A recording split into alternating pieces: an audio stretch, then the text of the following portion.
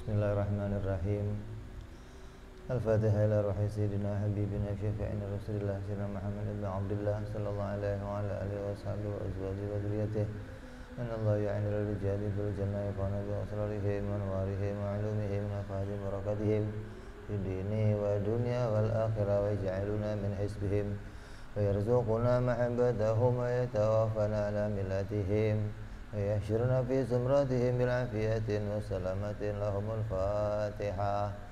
أعوذ بالله من الشيطان الرجيم. بسم الله الرحمن الرحيم. الحمد لله رب العالمين الرحمن الرحيم مالك يوم الدين. إياك نعبد وإياك نستعين اهدنا الصراط المستقيم صراط الذين أنعمت عليهم غير المغضوب عليهم ولا الضالين آمين.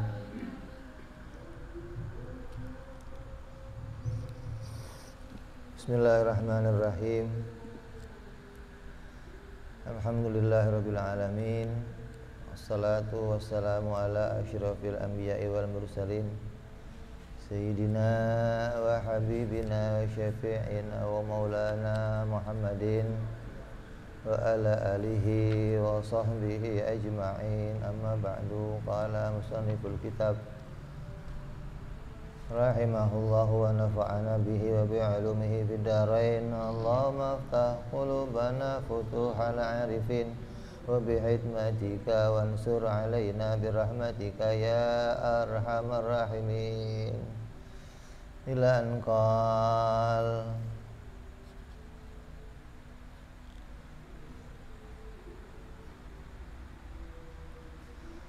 yang lalu sudah kita bahas sifat wujud bagi Allah Subhanahu wa ta'ala. Kita sudah tahu bahwa Allah Subhanahu wa ta'ala adalah zat yang wajibul wujud azalan wa abadan.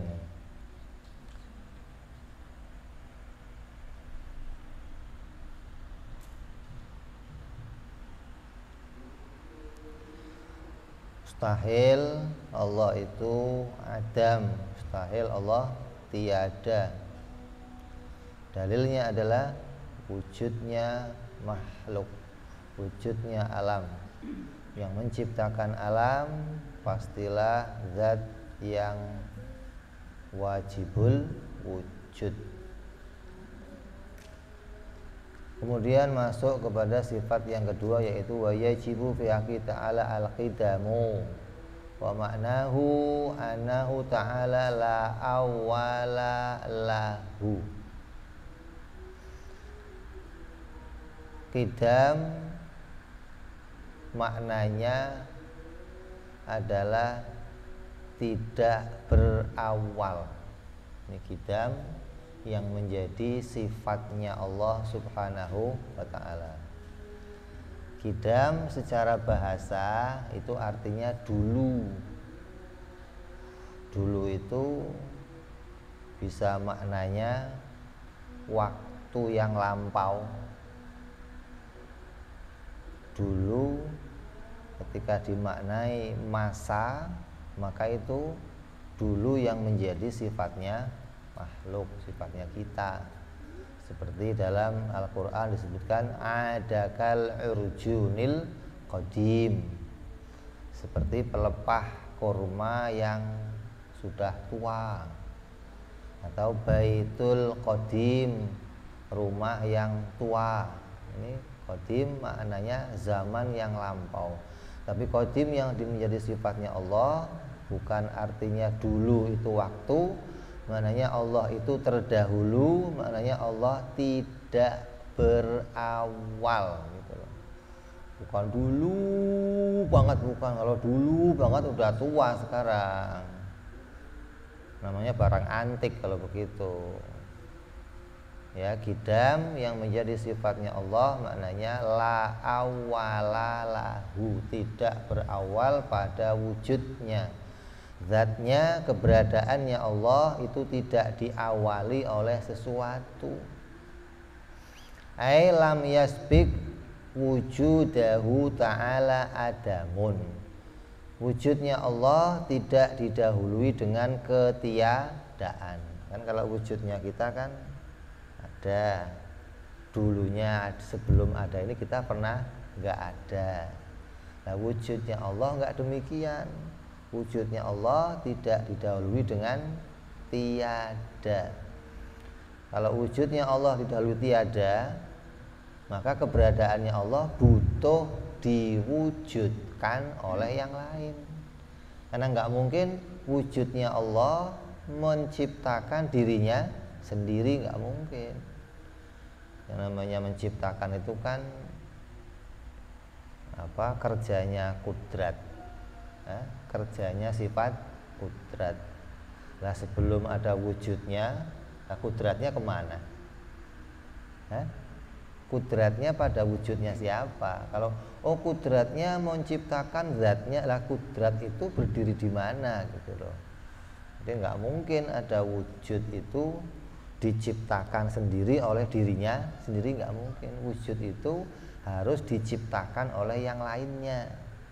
Nah wujudnya kita itu diciptakan oleh Allah Subhanahu wa ta'ala. Nah wujudnya Allah ya tidak diciptakan. Kalau wujudnya Allah diciptakan, maka akan terjadi daur, berputar-putar, nggak ada selesainya. Nanti jadinya bisa telur dari ayam, ayam dari telur. Lah kapan kelarnya itu? Coba ayam dulu apa telur dulu? Ayam dulu apa telur? Nanti muter-muter nggak kelar-kelar gitu. Maka Allah adalah zat yang tidak berawal pada wujudnya. Jadi wujudnya Allah tidak didahului tiada. Wujudnya Allah tidak diciptakan oleh yang lainnya. Maka disebut kemarin wajibul wujud gitu loh. Memang aslinya ada gitu loh. Wujudnya itu memang asli ada dan wujudnya tidak diawali oleh sesuatu. Makanya nggak bisa nanya Tuhan itu adanya mulai kapan. Nggak ada mulainya, nggak ada awalnya. Lah kalau alam, langit, bumi, malaikat, ruh itu semuanya ada awalnya. Karena diciptakan, tadinya nggak ada, lalu dimunculkan menjadi ada, maka akan ada awalnya. Ada KTP-nya lah. Kapan tanggal lahirnya, tempat lahirnya di mana ada. Demikian mustahil Allah itu ada awal pada wujudnya. Kalau ada awalnya bagaimana? Ya akan terjadi daur atau tasalsul. Nanti Allah diciptakan, yang nyiptain siapa? Bapaknya Tuhan gitu. Terus bapaknya Tuhan yang bikin siapa? Kakeknya Tuhan. Loh, kok jadi kayak kita ini ada? Makanya di antara sesuatu yang mengagetkan Firaun itu ketika ditanya sama Nabi Musa, Firaun, kamu itu Tuhan bener? Iya, ana rabbukumul a'la, saya Tuhan kalian yang paling tinggi. Bener kamu Tuhan? Iya. Saya mau nanya, kalau kamu Tuhan, apa pertanyaan kamu? Lah kalau kamu sekarang itu jadi Tuhan, lah bapak kamu dulu Tuhannya siapa? Bingung Firaun. Bapaknya kan sudah mati.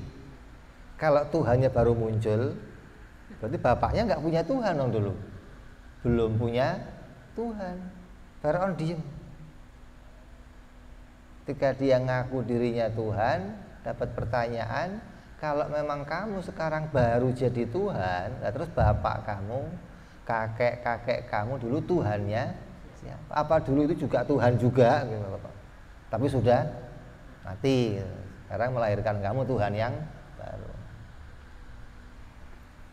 Jadi Tuhan kok ada awalnya gitu loh maksudnya. Kamu Tuhan, iya baru muncul kamu. Iya baru muncul, bagaimana sih? Maka pertanyaan itu mengagetkan pengikutnya Firaun, dan sebagian pengikut Firaun sadar, oh nggak mungkin ini Tuhan, masa Tuhan baru muncul. Jadi Tuhan itu harus yang wujudnya qadim, la awwala liwujudihi, tidak ada awal bagi wujudnya. Artinya wujudnya Allah tidak diciptakan. Jadi kalau sampai ada yang meyakini Tuhan itu ada permulaannya, maka itu sebagaimana anggapannya orang-orang yang di luar agama Islam. Artinya walaupun kelihatannya mereka mengakui Tuhan, tapi ketika dituntut keberadaan Tuhan, mereka nggak bisa membuktikan. Coba buktinya apa kalau Ganesha itu Tuhan? Buktinya apa kalau Brahma, Siwa atau dewa-dewa Zeus itu sebagai Tuhan, itu buktinya apa yang menunjukkan pembuktian ketuhanannya apa? Pada dirinya ditemukan sifat-sifat kemahlukan. Bagaimana ditemukan sifat kemahlukan tapi diakui sebagai zat ketuhanan. Jadi zat ketuhanan harus yang pertama zatnya wajibul wujud. Zatnya zat yang asli ada, yang dia tidak diciptakan oleh yang lain. Maka wujudnya tidak berawal. Waziduhu hudus, dan lawannya dari qadim itu hudus atau baru. Mustahil Allah itu sesuatu yang baru. Mustahil Tuhan itu sesuatu yang baru. Apa baru itu? Wujuduhu wujudu ba'da adam. Wujud setelah tiada. Tadinya enggak ada terus jadi ada. Tadinya enggak ditemukan wujudnya, Adam, terus jadi ada, maka tiap yang begini namanya barang baru. Lah mustahil Allah itu baru, mustahil. Baik membaharui dirinya sendiri atau dibaharui oleh yang lain, nggak mungkin. Jadi Allah itu wajibul wujud, Allah wajibul qidam, mustahil baru. Jadi qidam ini mau ngomong bagian dari wajibul wujud. Nah, wajibul wujud nanti akan isinya dua, apa? Tidak berawal dan tidak berakhir. Itu jadi kesimpulan wajibul wujud. Tidak ditemukan awalnya, tidak ditemukan tiada pada awalnya, itu namanya qidam atau disebut azali. Kalau bahasa kerennya apa namanya? Bahasa kerennya apa namanya? Bahasa intelek itu. Enggak kenal kamu ya? Sekolahnya sekolah SD doang, terus macul, bagaimana mau ngurusin? Kalau bahasa kitanya kekal, abadi, langgeng, itu masih mana bahasa yang sama. Mustahil Allah hudus atau mustahil Allah itu baru. Wa dalilu ala dzalika, apa sih buktinya kalau Allah itu qadim, mustahil, baru? Wa kaifiyatu iqamati dalili ala wujubil qidami lahu ta'ala. Kita diajarin bagaimana caranya nyusun dalil agar kamu bisa menemukan Allah itu betul-betul tidak ada awalnya. Jadi kamu nggak boleh taklid lagi. Ini kamu diajarin caranya nyusun dalil. Setelah diajarin cara nyusun dalil, kamu pikir, kamu nemu, maka kamu keluar dari taklid. Kamu sudah nggak jadi orang taklid lagi karena sudah bisa nyusun dalil, sudah bisa menemukan sendiri jawaban tentang wajibnya Allah qadim.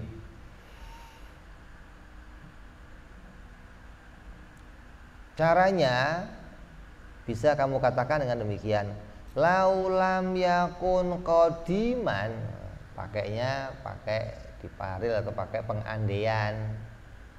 Karena kan kita nggak bisa melihat keadaannya langsung, maka kita pikir.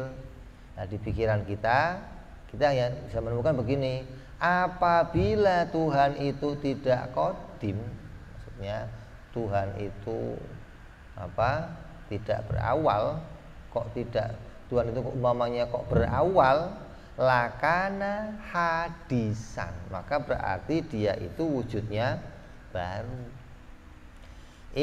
Lawasi tota bainahuma, karena antara kidam dan baru itu enggak ada tengah-tengahnya. Hudus dan qadim itu dua perkara yang berlawanan dan enggak ada tengah-tengahnya. Perkara itu kalau enggak qadim ya hudus. Perkara itu kalau enggak berawal ya dia tidak berawal, cuma dua doang. Berawal atau tidak berawal, hudus atau qadim. Nah, Allah kita tempatkan pada salah satunya. Kalau Allah itu enggak bisa posisikan pada keadaan yang qadim, ya pasti Allah pada keadaan baru.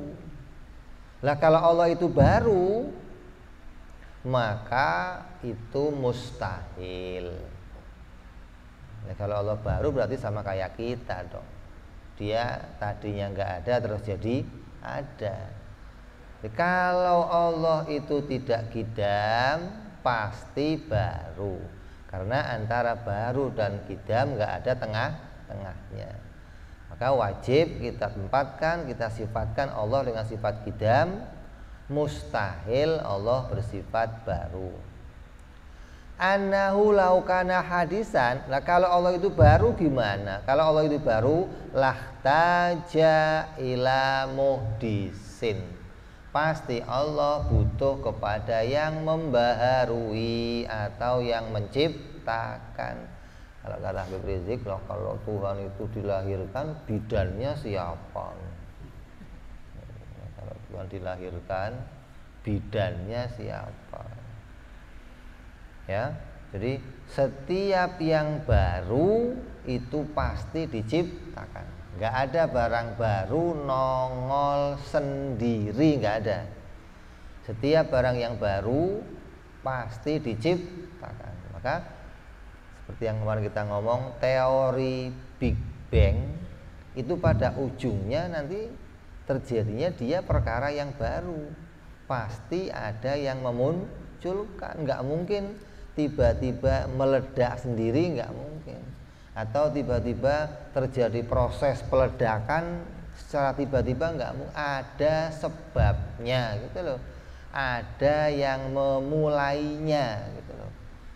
Nggak mungkin terjadi dengan sendirinya. Maka ketika dituntut itu berhenti mereka. Kalau hanya ngomong oh alam ini berasal dari Big Bang, kayaknya mau selesai gitu loh. Tuhan nggak ada, alam terjadi dengan sendirinya. Nah, sekarang pertanyaannya, Big Bang dari mana gitu? Muncul sendiri, tiba-tiba meledak, atau ada sebabnya lah? Harus puncaknya kembali kepada diciptakan oleh Tuhan, begitu mestinya. Diciptakan oleh penguasa yang tidak berawal. Harus penciptanya wajibul wujud. Kalau penciptanya kok makhluk lagi yang berawal lagi, ya nanti berputar-putar, nggak ada selesainya kalau begitu. Maka akal menolak sesuatu yang berputar-putar, nggak ada selesainya. Kita dari bapak dari kakek dari terus. Ini nggak ada selesainya, nggak ada kesimpulan kalau begitu. Akal tidak menerima sesuatu cara yang nggak ada kesimpulannya, kita tolak. Atau sesuatu yang hasilnya akan berputar-putar. Telur dari ayam dari, ini kita tolak nih. Kita harus putuskan keduanya diciptakan. Telur ya diciptakan, ayam ya diciptakan. Begitu selesai. Nah, kalau muter-muter ayam yang bikin telur yang bikin ayam, kan repot nanti. Atau Tuhan itu yang menciptakan makhluk, terus nanti makhluk yang menciptakan Tuhan. Kenapa? Kalau nggak ada makhluk, kan nggak disebut Tuhan. Jadi yang bikin dia jadi Tuhan, ya gara-gara ada saya, maka dia jadi Tuhan. Kalau dia nggak ada saya, dia nggak jadi. Kok begitu jadinya? Maka akan terjadi berputar-putar. Sesuatu yang berputar itu kita tolak untuk bisa menjadi apa? Untuk bisa menjadi suatu ilmu. Karena ilmu nggak boleh muter-muter dan nggak boleh berlanjut tanpa ada kesimpulan. Harus berhenti. Apa kesimpulannya? Oh, semua ini ujungnya kembali kepada diciptakan oleh Allah Subhanahu wa ta'ala, nggak mungkin muncul dengan sendirinya. Jadi kalau ada sesuatu yang baru pasti diciptakan. Li'anna kulla hadisin la budalahu min muhdis, karena tiap-tiap yang baru pasti ada yang membaharui. Lau hadasa binafsihi, nah ini kemarin nih, andai bisa kan, masa nggak bisa muncul sendiri. Andai muncul dengan sendirinya, lazima ijtima'u naqidain wa huma musawatu warrajhan, maka akan terjadi berkumpulnya sesuatu yang naqidain, yang berlawanan. Wahuma, maka keduanya akan jadi musawat, sesuatu yang lebih unggul dari yang lainnya, apa rajhan, lebih unggul dari yang lainnya, atau musawat, atau sama keadaannya. Sesuatu yang baru itu sudah kita katakan kemarin menerima dua hal. Kalau sesuatu yang baru itu tadinya nggak ada terus jadi ada, jadi perkara yang baru itu menerima dua, menerima ada dan menerima tiada. Ini sepakat dulu ini, sesuatu yang adanya baru itu keadaannya menerima dua hal, menerima ada dan menerima tiada. Maka keadaan yang seperti itu digambarkan sebelum dia itu menerima sesuatu, maka keadaannya pasti seimbang antara adanya dan tiadanya. Boleh saja dia ada, boleh juga dia tiada, pasti seimbang. Seperti keadaan apa? Digambarkan seperti timbangan yang sebelum dia itu digunakan keadaannya seimbang. Kenapa? Timbangan menerima dua hal, bisa turun, bisa naik. Dia menerima dua hal, sebelum dia naik turun maka keadaannya pasti seimbang. Sesuatu yang seimbang nggak mungkin dia merubah dirinya sendiri, nggak mungkin gitu loh. Alam ini seimbang tadinya, boleh ada, boleh juga tiada, boleh lanjut terus tiada, boleh berubah menjadi ada. Keadaan itu tidak mungkin terjadi dengan sendirinya. Ketika dia berubah menjadi ada yang merubahnya. Nggak mungkin muncul dengan sendirinya. Lah kalau muncul sendiri bagaimana? Andai timbangan itu kok naik sendiri, mengunggulkan yang satu dengan sendirinya, nanti yang satu juga sama. Wong dia sederajat juga bisa ngunggulin dengan, berarti ada dua perkara yang berlawanan muncul bersamaan. Mungkin ada sesuatu dia disebut ada dan disebut tiada, kan nggak mungkin. Timbangan disebut naik, yang satu juga naik, bisa? Ini dua-duanya naik loh timbangannya. Mana ada timbangan kok dua-duanya naik? Kalau timbangan dia seimbang, maka kalau yang satu naik, yang satu akan turun. Ketika itu dia dikatakan naik sendiri, nah yang satu kan seimbang. Bro, kalau lo naik sendiri, gua juga bisa naik sendiri. Maka ketika dua timbangan naik bareng, mustahil gitu loh. Akal mengatakan tidak mungkin terjadi. Ada sesuatu yang seimbang antara ada dan tiada, keduanya muncul bersamaan. Lah, kenapa nggak mungkin muncul bersamaan? Lah kalau bisa muncul sendiri yang satu, nanti yang lain juga bisa muncul sendiri. Maka kemunculan yang satu pasti dimunculkan oleh yang lain, yang satu ditekan oleh yang lain untuk nggak muncul. Gitu gambarannya kan. Nggak mungkin tergerak atau terjadi dengan sendirinya. Maka dikatakan andai alam ini muncul sendiri, maka alam ini keberadaannya akan menerima dua hal yang berlawanan. Artinya antara adanya dan tiadanya tidak diatur oleh siapapun, maka bisa muncul dengan sendirinya. Kamu bisa muncul antara hidupnya dan matinya muncul bersamaan, bisa. Ini orang hidup dan orang mati. Kenapa? Kalau dia hidup sendiri, nanti matinya ya juga bisa muncul bareng. Masa kamu hidup bisa muncul, saya mati nggak bisa muncul, gimana sih? Kamu jadi orang pinter, bodohnya juga muncul, kan berlawanan.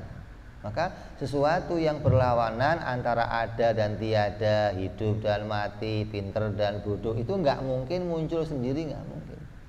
Pasti dimunculkan. Maka andai muncul sendiri, keduanya akan muncul bersamaan, maka akan terjadi perkara yang berlawanan kumpul jadi satu.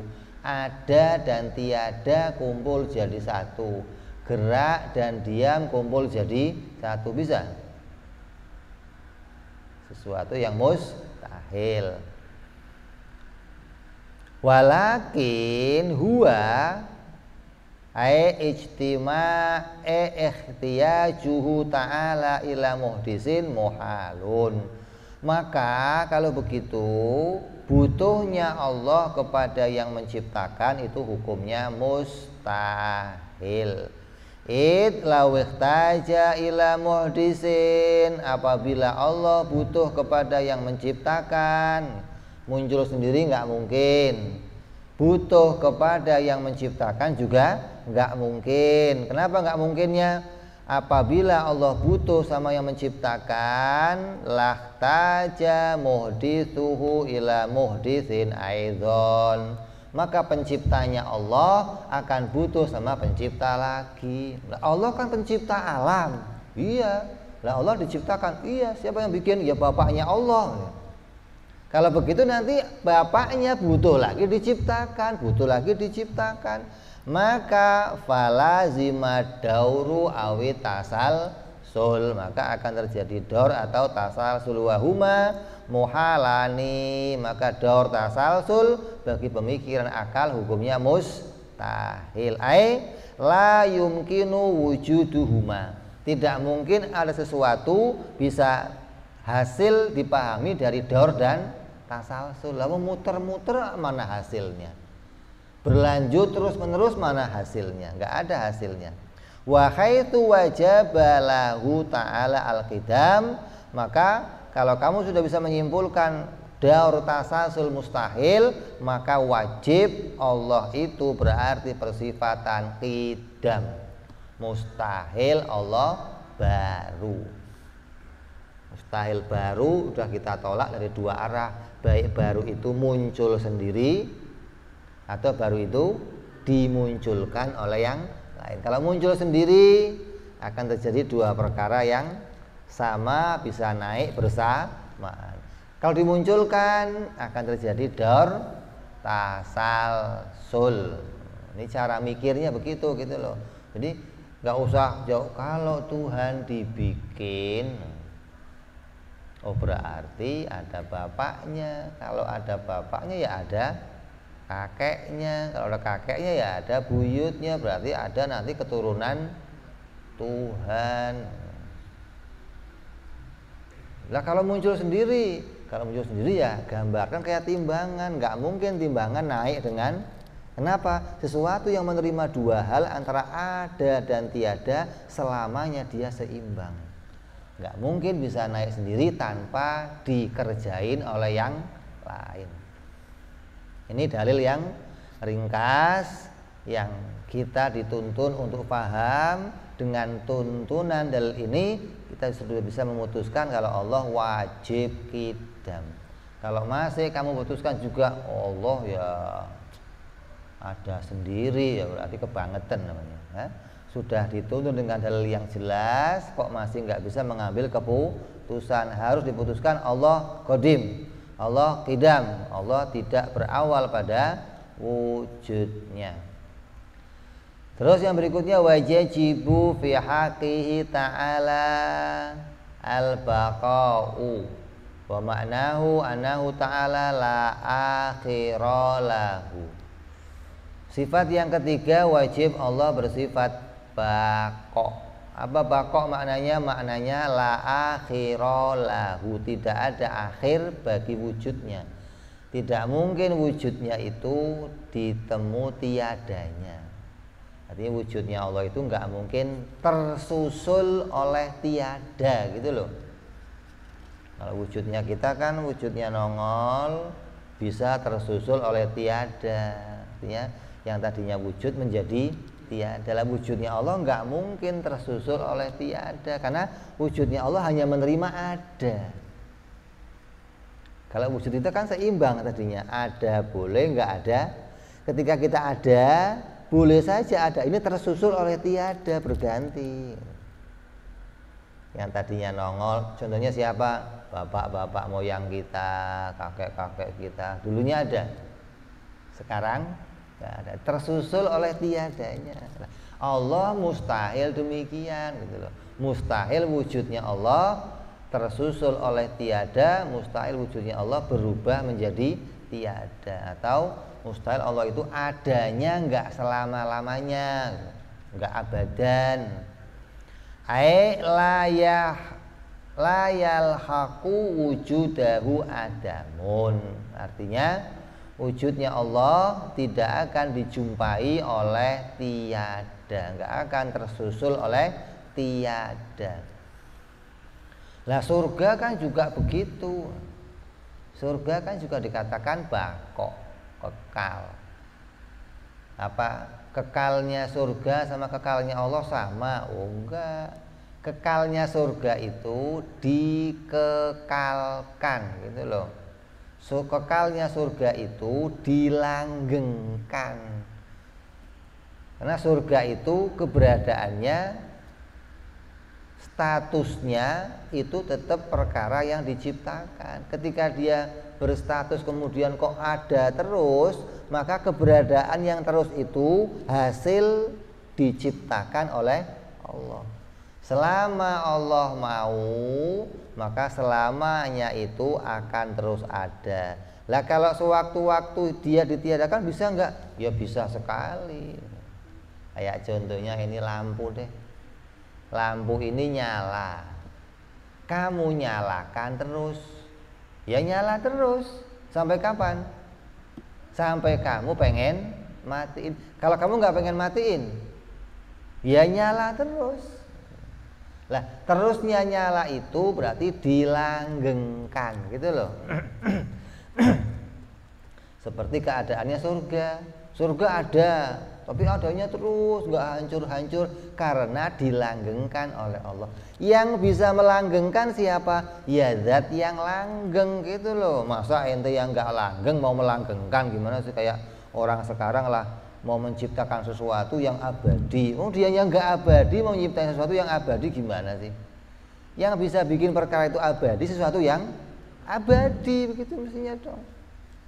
Gak ada habisnya wujudnya Allah terus, kemampuannya, kudratnya, ilmunya, gak ada berkurangnya, gak ada turunnya, gak ada. Apa buktinya sih?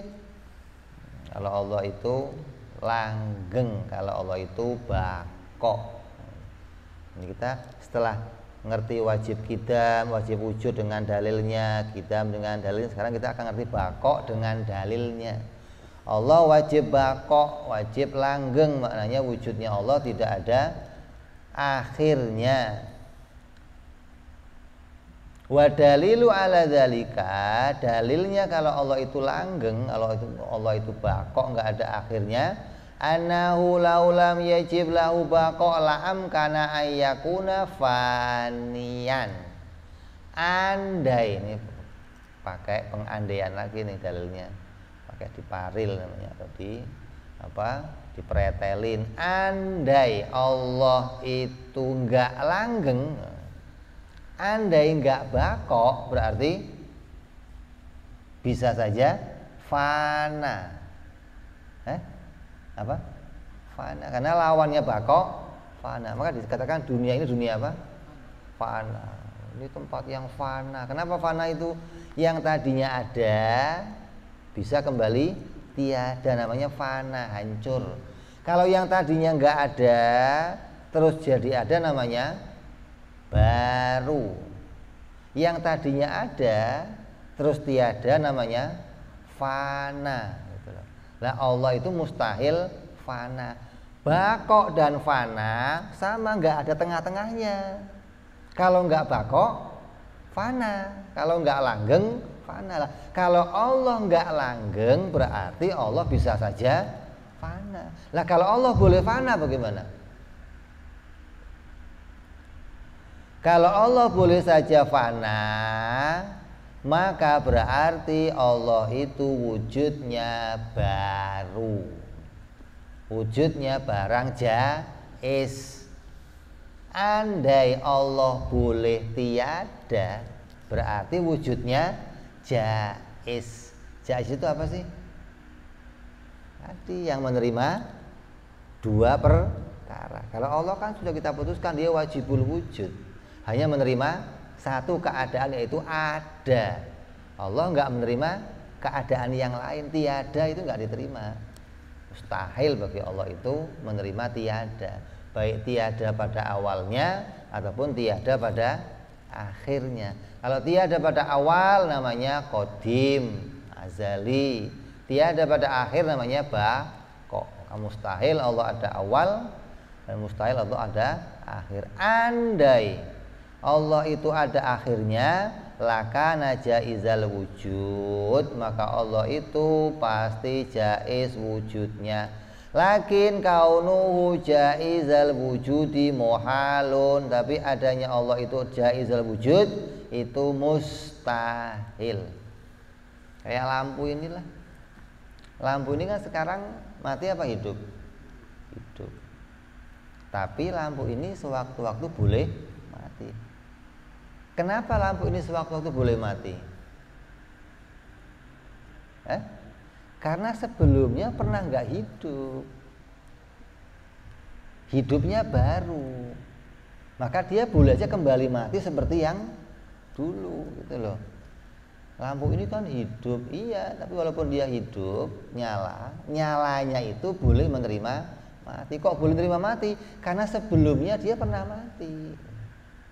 Kan hidupnya lampu ini baru, tadinya nggak hidup lalu dihidupkan. Maka sesuatu yang dihidupkan, selama apapun dia dihidupkan, tetap statusnya barang dihidupkan. Sewaktu-waktu boleh dimatikan, gitu loh.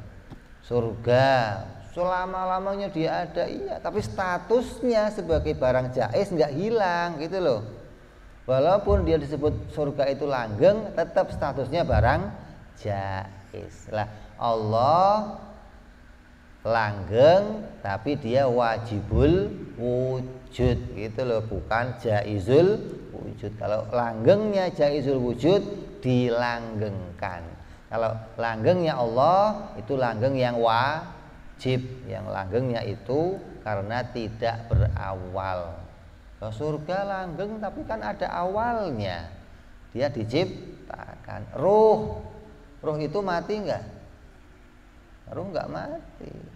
Ruh itu bisanya enggak ada, gitu doang. Ruh itu bukan dimatikan, ruh itu dimunculkan, hidup.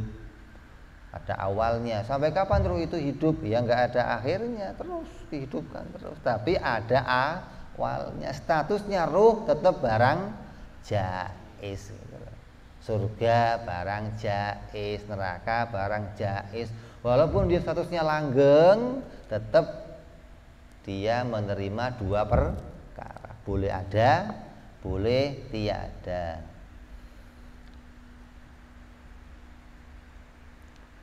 Lakin huwa kaunuhu hadisan muhalun, tapi wujudnya Allah itu baru, mustahil. Kan udah kita bahas pada sifat qidam. Kalau Allah jaiz wujudnya, berarti wujud yang sekarang namanya wujud yang baru. Itlaukana hadisan lantafa anhul kidam. Kalau Allah itu baru, berarti pembahasan yang terdahulu tentang kidam batal.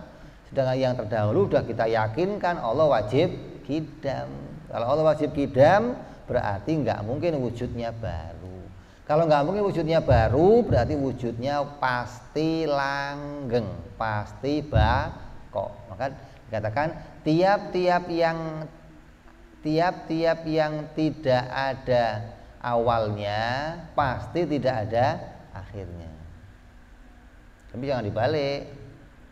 Tiap-tiap yang nggak ada awalnya pasti nggak ada akhirnya. Tapi kalau tiap-tiap yang nggak ada akhirnya, belum tentu dia itu nggak ada awalnya, belum Pak. Bisa saja dia ada awalnya, gitu loh. Jangan dibolak-balik. Oh, kalau nggak ada akhirnya ya pasti nggak ada awalnya. Oh, bukan. Kalau nggak ada awalnya pasti nggak ada akhirnya. Tapi kalau nggak ada akhirnya bisa saja ada awal. Seperti apa? Surga, neraka yang langgeng, ruh. Ini keadaannya nggak ada akhirnya tapi ada awalnya.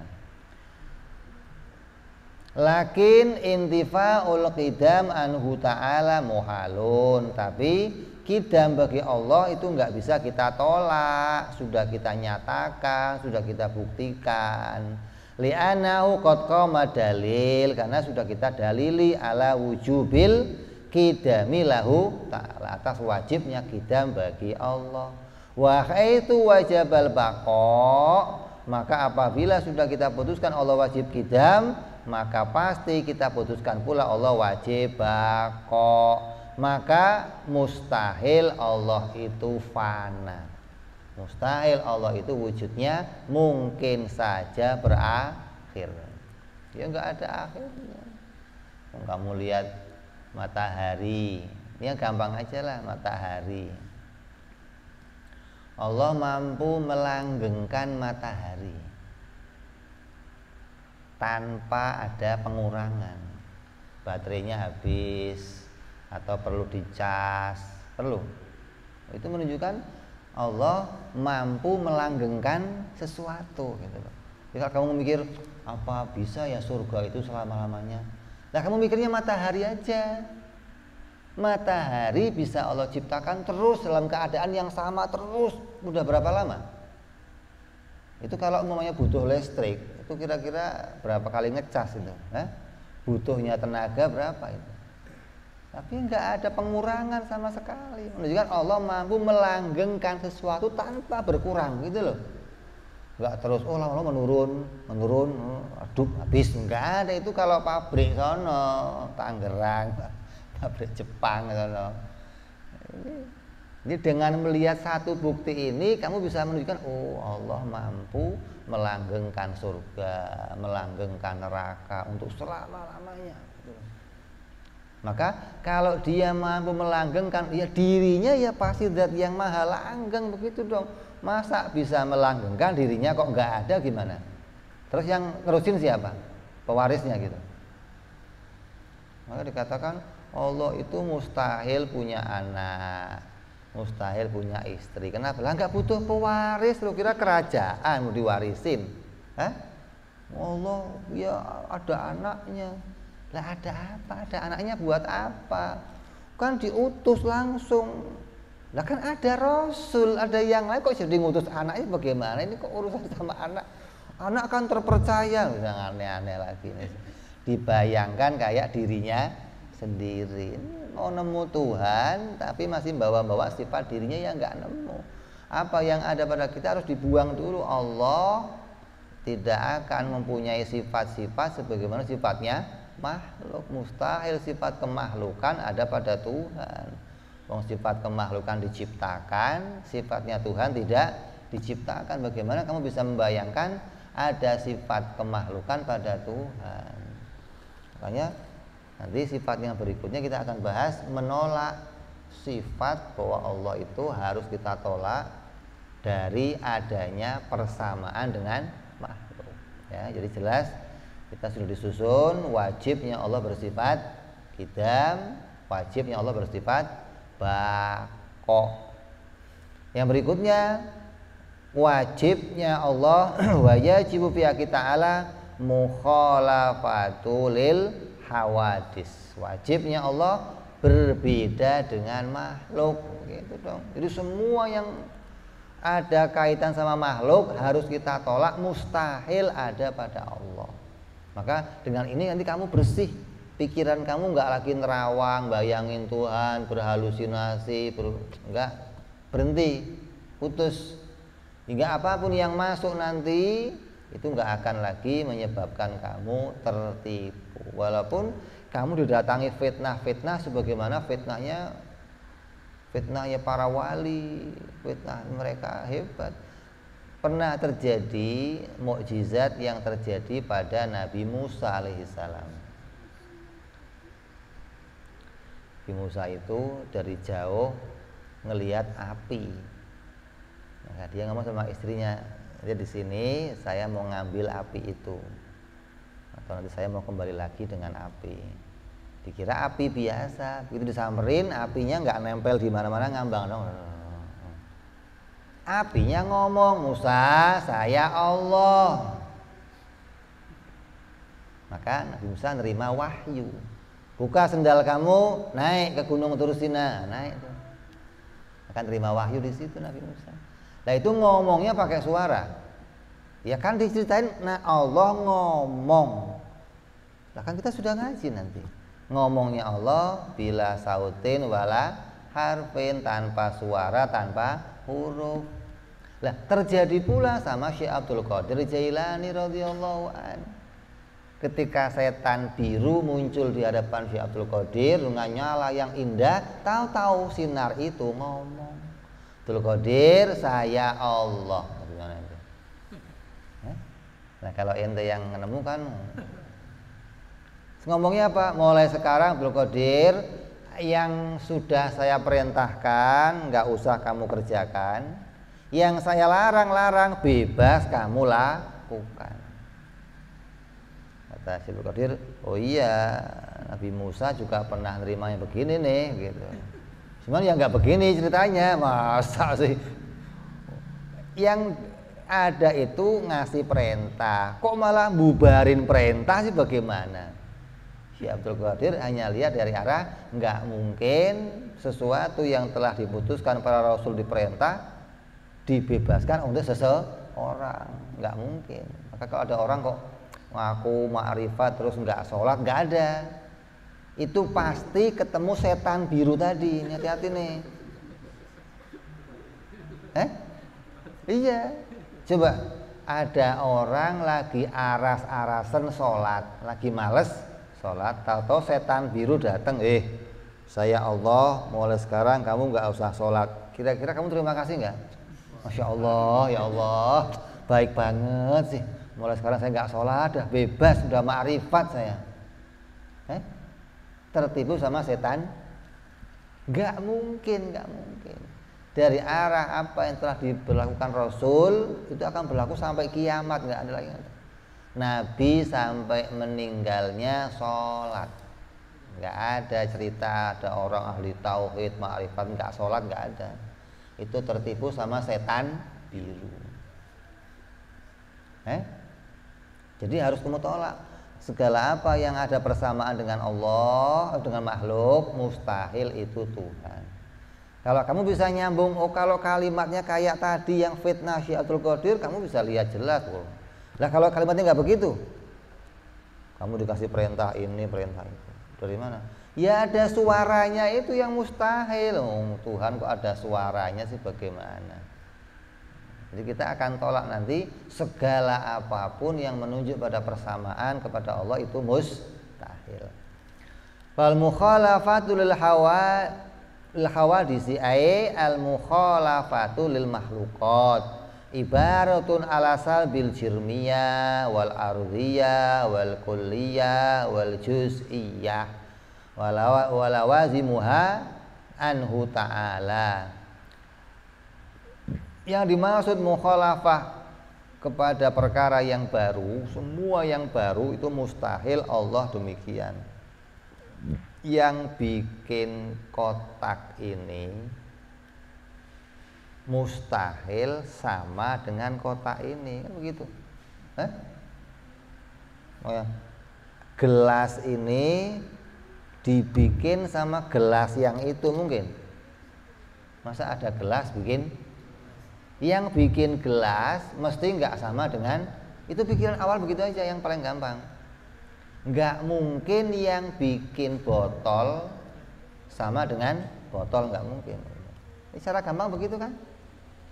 Yang bikin gelas ini mungkin nggak mungkin. Yang bikin gelas ini mesti nggak sama dengan gelas, itu asalnya begitu aja. Nah, terus kita mau bedakan dari mana arah nemunya. Oh, mau kita tolak dari arah yang namanya barang yang diciptakan kayak apa sih, isinya apa aja sih. Oh, yang diciptakan itu isinya jirim, arad, terus kulliyah, juz'iyah. Ini kamu disimpulkan alam itu isinya apa aja. Alam ini isinya apa aja? Isinya dua. Nah, kalau yang nggak ngaji, alam isinya banyak, wah, ya capek kamu nulisnya. Isinya banyak. Kalau mau disimpulkan sini cuman jirim sama arad. Apa sih? Jirim itu apa? Zat dan sifat. Jirim itu sesuatu yang diliputi oleh ruang, namanya jirim. Dia akan mengambil ruang antara langit dan bumi, namanya jirim. Allah menciptakan sesuatu tercetak, dia tercetak dengan ruangannya masing-masing. Ada yang kecil, gede masing. Arad mana? Ya ini hitamnya, bundernya, alusnya, ini namanya arad. Di alam segini gedenya isinya cuma dua. Jirim, benda yang terliputi ruang, dan sifatnya, sifat yang melekat pada dirinya. Kamu lihat diri kamu, isinya jirim arad. Kamu lihat matahari, isinya jirim arad. Kamu lihat bulan, isinya jirim arad. Semua yang muncul di jagat ini mesti terdiri dari jirim dan arad. Jirimnya itu terbungkus ruangan, arad itu sifat yang berubah-ubah yang melekat pada dirinya. Kadang gerak, kadang diam, kadang kecil, kadang gede, kadang di barat, kadang di timur. Ini namanya arad, sifat yang berubah-ubah pada dirinya. Nah, Allah mau kita bedakan dari mana? Dari arah wujudnya pasti bukan jirim, gitu. Wujudnya Allah pasti bukan jirim. Wujudnya Allah pasti bukan sesuatu yang bertempat atau terliputi oleh suatu ruangan. Kalau orang yang tadi punya volume atau punya isi, kita itu semua ada volumenya masing-masing. Lah volume itu disebut namanya jirim. Ada yang kecil, gede, ada yang gede banget. Allah menciptakan masing-masing.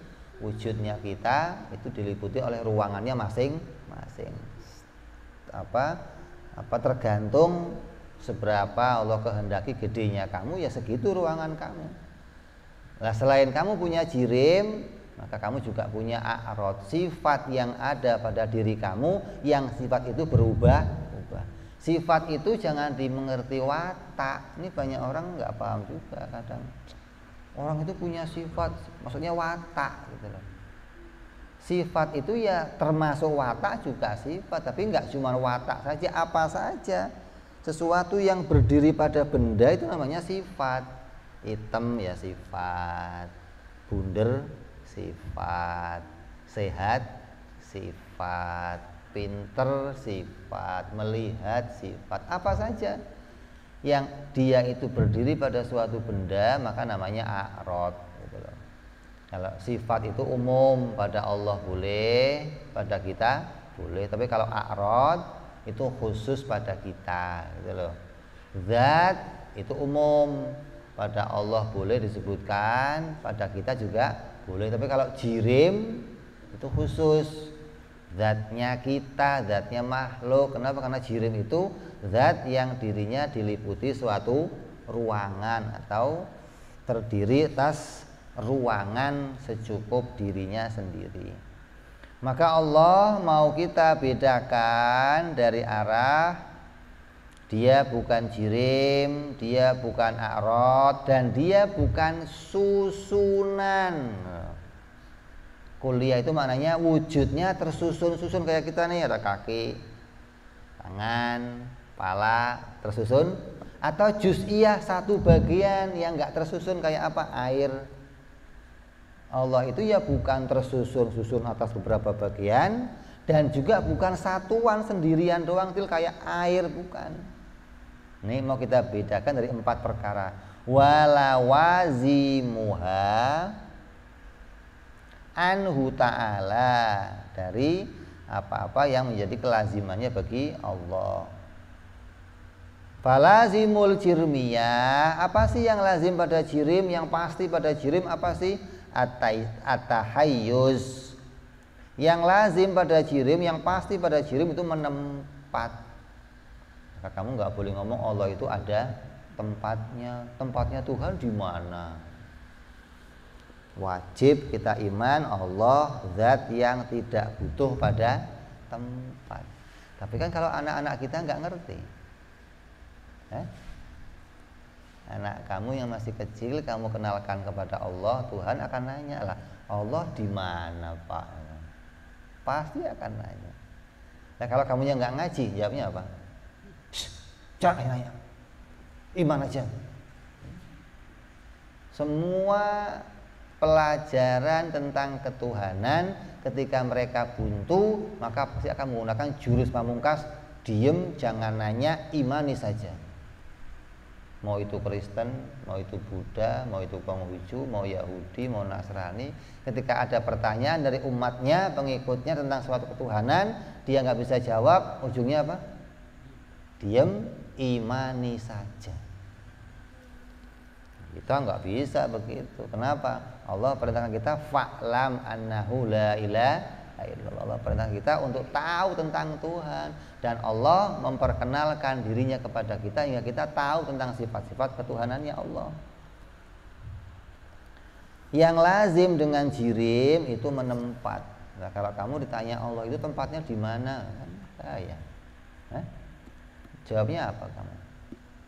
Jawabnya kemarin Allah ada sebelum tempat itu ada. Gitu jawabnya. Allah itu ada sebelum tempat itu ada. Hingga Allah itu enggak butuh tempat, gitu loh.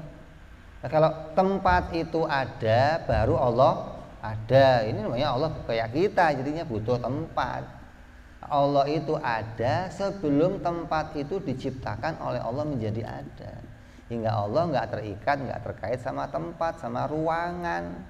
Maka ruangan yang ada yang gede ini ruangan yang diciptakan oleh Allah, yang menunjukkan sebagai ruangannya makhluk atau tempatnya makhluk yang terikat oleh kemahlukan. Maka mustahil keadaannya Allah terikat oleh ruangan sebagaimana kita. Jadi yang pasti pada jirim itu bertempat. Maka harus kita tolak kalau ada mengatakan Allah itu ada tempatnya, apalagi di atas, Allah tempatnya di sono, Allah tempatnya ini. Kita harus tolak tuh. Dan penting ngajarin anak-anak kita agar tidak meyakini Allah ada tempatnya. Walazimul arodiyah al-qiyamu bil ghair. Lazimnya dengan arad itu apa? Arad itu yang nggak bisa berdiri sendiri atau keadaannya berubah-ubah. Walazimul kulliyah, lazimnya tersusun-susun itu apa? Gede. Sesuatu yang tersusun gede. Jadi kalau kamu Allahu Akbar, jangan bayangkan Allah itu tersusun-susun dari banyak hal hingga dia itu gede, bukan. Walazimul juz'iyah as-sighar, lazimnya sesuatu yang juz'iyah atau sendirian, kecil. Ya Allah itu bukan kecil yang maknanya fisik, bukan gede yang maknanya fisik. Akbar yang mau kita sebut pada Allah maknanya apa? Azim, gitu loh. Maknanya a'la, maknanya agung, bukan akbar maknanya. Katsirul juz'i, banyak isinya, bukan, tapi akbar bermakna azim. Wa maknahu, dan maknanya ay mukhalafa lima dzukir, yang disebutkan annahu ta'ala laisa mumatsalata lil hawadis. Yang dimaksud Allah itu mukhalafa, Allah itu beda, maknanya Allah itu tidak ada samanya dengan makhluk gitu loh. Lah kalau mau nyebut sama kan kita kenal diri kita. Kalau mau nyebut beda, Allah kayak apa ya? Ya kamu nggak tahu Allah kayak apa. Tapi yang kita tahu Allah itu nggak sama. Kalau nggak sama pasti beda lah. Bisanya kita tahu dari arah menyamakan. Kalau Allah jirim pasti sama, gitu loh. Kalau Allah punya arad pasti sama. Kalau Allah kuliah susunan pasti sama. Kalau juz'iyah pasti sama. Kita mau tolak, Allah itu nggak ada persamaannya dengan makhluk. Lah makhluk isinya apa? Jirim, arad, kuliah, juz'iyah. Kita tolak, Allah bukan jirim, Allah bukan ardiyah, Allah bukan kuliah, Allah bukan juz'iyah. Fa'idha al-qasyaiton. Nah ini, apabila kemudian datang setan bisik-bisiki kuping kita, fi dzihnika, sampai ke relung hati kamu, anahu ta'ala idza lam yakun jirman, kalau Allah itu bukan jirim, wala ardon, bukan arad, wala kulan, bukan susunan, wala juz'an, bukan satuan, fama haqiqatuhu, terus kayak apa hakikatnya Allah itu? Ini setan pasti terus. Artinya hasil yang mau dituju setan dari menggoda kita itu puncaknya apa? Mengkafirkan kita, itu puncaknya. Kalau setan belum bisa mengkafirkan kamu, belum berhasil. Kalau cuman bikin kamu maksiat, setan merasa belum puas, belum berhasil. Karena puncaknya dia pengen kamu masuk neraka selamanya bareng sama dia. Nah, untuk bisa begitu harus kafir. Nah, untuk kafir kamu diajak untuk bisa memutuskan Tuhan begini, Tuhan begini. Ini terus. Jadi kalau cuma godaan maksiat, godaan yang kecil-kecil, terus kamu berhasil, belum puas setan, ini mah belum kafir katanya. Kok sampai kamu mati masih syahadat, wah gagal setan, begitu loh. Nggak berhasil setan. Kamu mati masih bawa iman, berhasil iman, Allah itu esa, Allah mukhalafah, setan kecewa luar biasa. Maka ilmu ini ilmu yang paling ditakutin sama setan. Kenapa? Ini ilmu yang paling menggagalkan produknya setan, gitu loh.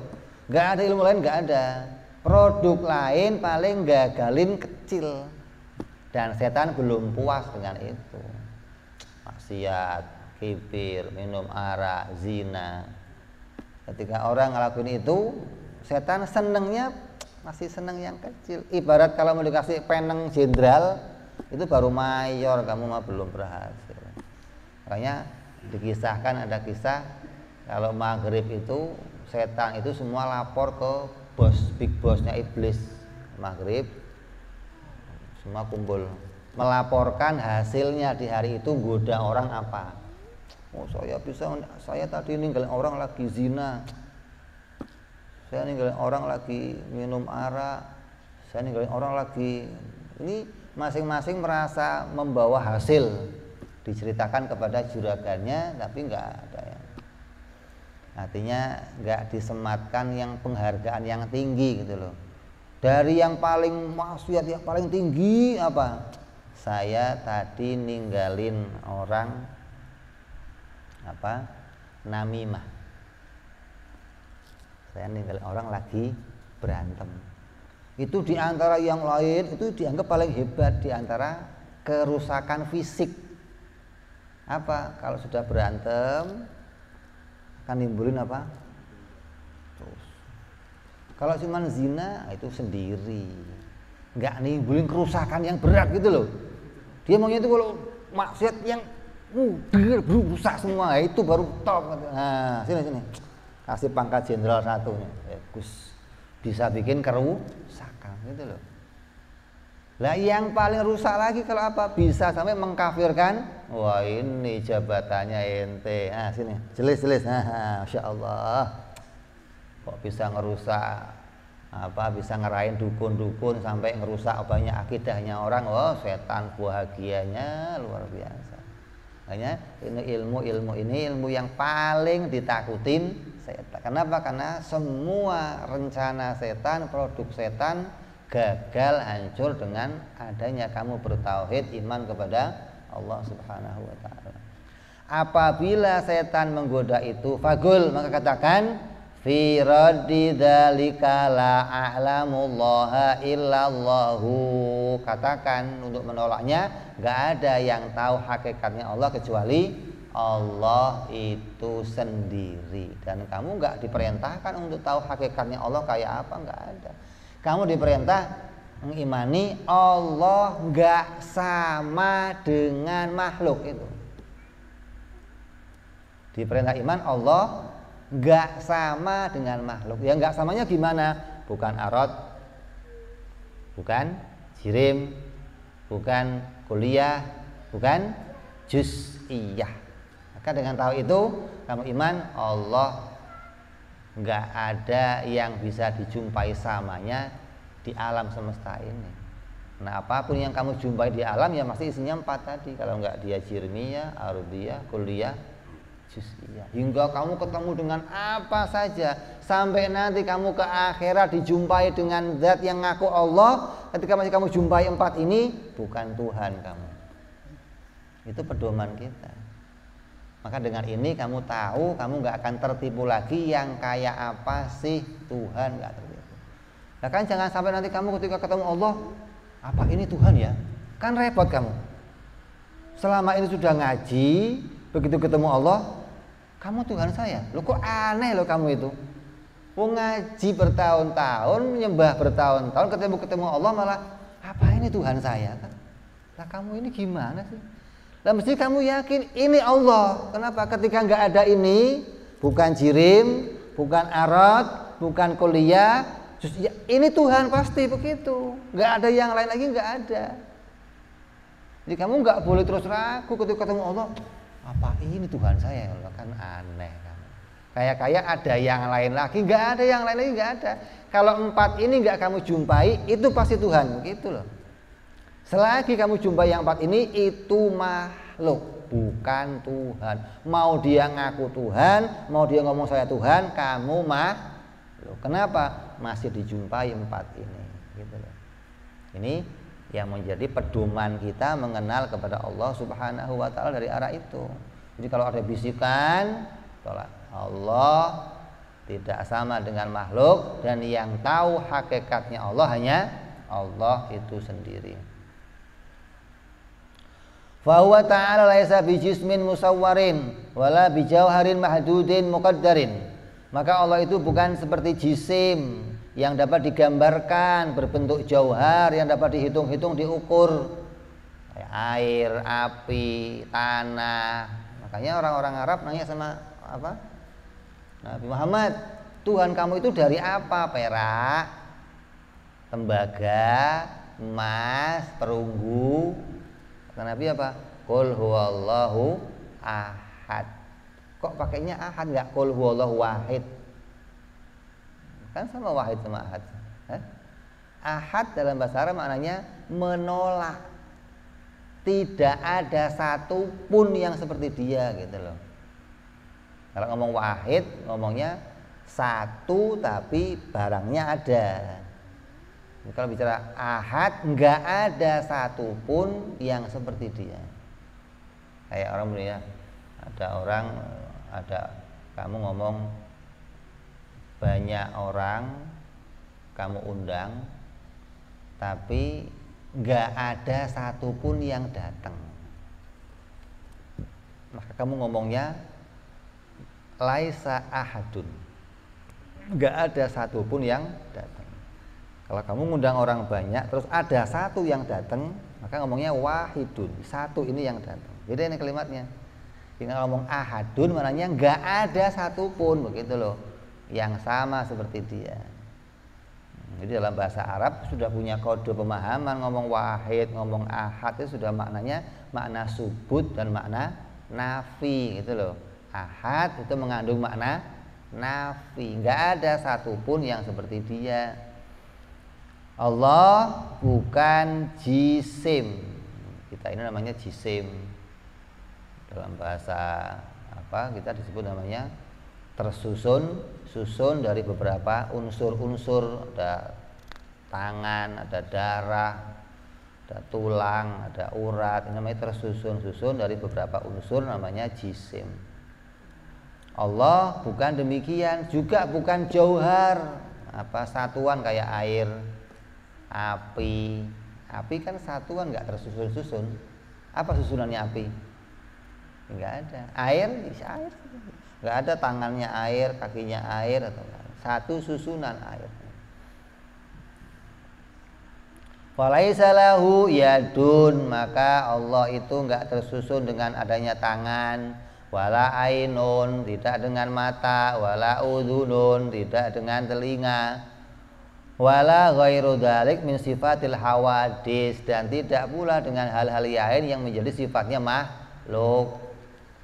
Kalau Quran ngomong Allah punya tangan, Allah punya mata, Allah punya wajah, maka tolak, gitu loh. Mustahil Allah bertangan, mustahil Allah berwajah, mustahil Allah mustahil, tolak. Tapi ini Quran yang ngomong, iya. Tapi kalimat itu kalimat mutasyabihat, harus ditakwil. Jangan saya pokoknya yakin Allah bertangan, tapi tangannya nggak tahu kayak apa. Jangan begitu. Itu namanya iman kamu kotor. Walaupun itu kalimatnya Quran, tapi kamu disuruh iman kepada lafadznya, nggak disuruh iman kepada maknanya seperti itu, enggak. Kenapa? Kalau maknanya seperti itu kamu terima, nanti ayat itu akan bertentangan dengan ayat yang lain. Quran itu seluruhnya nggak ada yang bertentangan. Nah, kalau Allah itu punya tangan tapi tangannya nggak sama, terus makna mukhalafahnya kemana? Laisa kamislihinya kemana? Walam yakun lahu kufuwan ahadnya kemana? Gitu. Bertentangan. Jadi kita harus buang. Allah melihat tidak butuh mata, begitu. Allah mendengar tidak butuh telinga. Allah menciptakan tidak butuh tangan, begitu mestinya. Jadi kita harus iman bahwa apapun yang ada pada makhluk mustahil ada pada Allah Subhanahu wa ta'ala.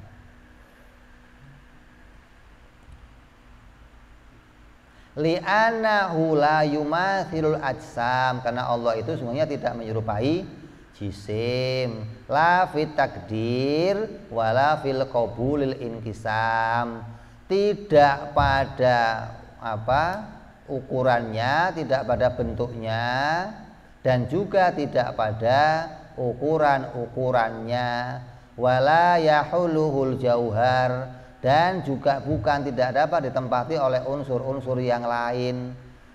Mustahil kalau Allah itu bisa terbagi. Mustahil kalau Allah itu bisa bergandeng dengan makhluk.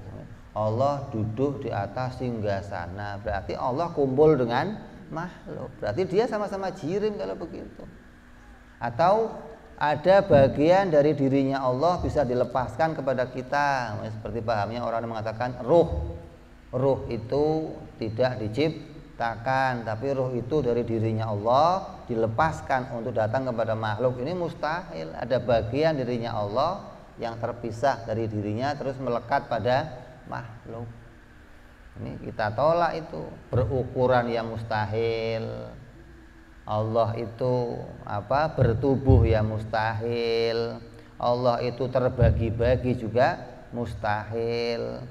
Walaisa bi'aradin, dan Allah itu bukan pula arad, atau Allah itu mempunyai sifat-sifat seperti sifatnya makhluk. Wala takhuluhul a'rad, dan tidak dapat ditempati oleh a'rad, dan mustahil pada zatnya Allah itu punya sifat seperti sifatnya makhluk, nggak mungkin. Kayak merah, hitam, putih, kok nempel pada Allah? Mustahil. Kenapa? Itu semua sifat-sifat makhluk. Nggak mungkin sifat itu berada pada Allah subhanahu wa ta'ala. Sehat, sakit, marah, cemburu, itu sifatnya makhluk. Mustahil sifat itu ada pada Allah subhanahu wa ta'ala. La yumathil mawjudan wa la yumathiluhu mawjudun. Allah tidak menyerupai makhluk yang ada, dan juga tidak ada yang menyerupai dengan mereka. Gak ada satupun yang mungkin menyerupai dengan Allah, apalagi kok sama. Makanya kita mau keluar dari dua hal, menyamakan yang enggak, menyerupakan juga enggak, gitu loh. Menyerupakan tuh begini, saya punya kaki, meja punya kaki, sama-sama kaki tapi beda. Berarti kaki saya sama kaki meja apa namanya? Serupa. Serupa kaki tapi enggak sama. Maka yang demikian berarti iman kamu kotor tentang Allah ketika kamu mengatakan Allah punya tangan tapi tangannya enggak sama. Allah punya wajah tapi wajahnya enggak sama. Itu namanya kamu menyerupakan. Kita harus tolak serupa ya enggak, sama juga enggak. Wala yahudduhul miqdar, dan tidak dibatasi Allah dengan ukuran-ukuran. Wala tahwihil aqtar, dan tidak diliputi oleh tempat. Wala tukhitu bihil jihad, dan tidak terkena arah. Wala taktanifuhul araduna wasamawa, dan juga tidak dikelilingi oleh bumi dan langit. Allah itu enggak dibatasi oleh ukuran-ukuran. Andai ada dua Tuhan, berarti ada dua ukuran. Terbatas dia. Andai makhluk, andai Allah itu di luar alam, berarti terbatas dia. Andai Allah di dalam alam, lebih terbatas dia, kecil berarti. Di Allah itu yang enggak di luar alam, enggak di dalam alam. Kamu enggak diperintah bayangin yang kayak apa, enggak. Kamu diperintah mengimani Allah itu enggak dibatasi oleh sesuatu. Kalau Allah itu berarti di luar alam, berarti dibatasi ada dua keadaan, keadaan Allah sendiri, keadaan alam sendiri. Nanti keadaan alam ini semua diliputi oleh Allah subhanahu wa ta'ala. Enggak ada zat yang lain lagi, enggak ada. Nah, kamu enggak bisa mengatakan Allah itu terbatas pada keadaan tertentu, enggak bisa. Juga enggak ada pada tempat-tempat tertentu. Oh, Allah di sini, di sini. Berarti terbatas sekali keadaannya. Atau Allah itu ada arahnya, ada kanannya, ada kirinya, atau Allah di atas saya ada di bawahnya Allah. Ini enggak mungkin demikian. Atau Allah itu tidak dikelilingi oleh bumi yang bumi dan langit. Bukan Allah itu diliputi bumi dan langit, di luar bumi dan langit ya enggak, di dalam bumi dan langit ya enggak. Kayaknya ada dua hal. Di sini bumi langit, di sini Allah. Jadi Allah punya batas sendiri, bumi langit punya batas sendiri. Enggak demikian. Allah enggak terliputi oleh keadaan-keadaannya makhluk. Rafi'ud darajat, Allah itu zat yang maha tinggi, ala kulli syai', atas segala sesuatu.